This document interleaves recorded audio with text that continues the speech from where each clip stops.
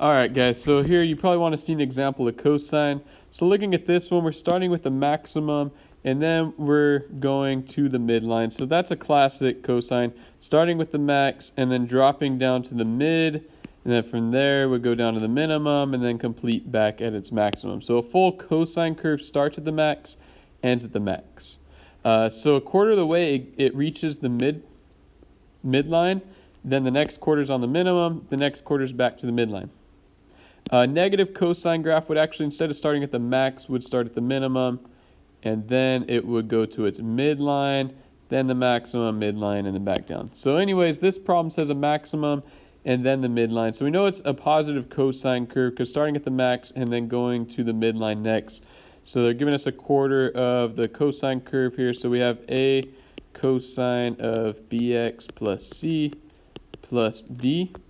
So let's go ahead and graph our points. So we have 0, 7, 1, 2, 3, 4, 5, 6, 7. Put that point there.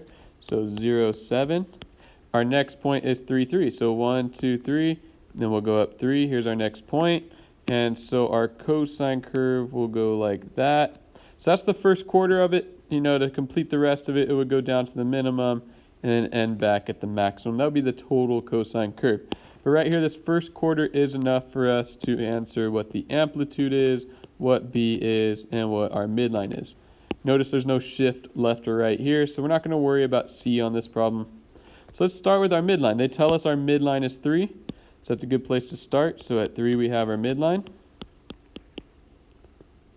Our amplitude is our distance from the top or the bottom to the midline, so that's this distance right here. And that's a total, if you count at 4. You could subtract 7 minus 3, you get 4. So last our period. So I was saying this is a quarter of the way. So this is a quarter of our period would be 3. So the entire thing, that would be the entire distance from here all the way to the end, would be 4 times that. So a quarter of our period is 3. So our period would be 12. So in order to find B, we know that 2 pi over B is the period, and which equals 12. We're going to go ahead and put this over 1, cross multiply. So 12B equals 2 pi. Divide the 12, and B equals pi over 6. From there, we just answer the rest of our, plug these into our equation right there, and we'll have, or expression, or formula. So we'll have 4 cosine of pi over 6x plus 3.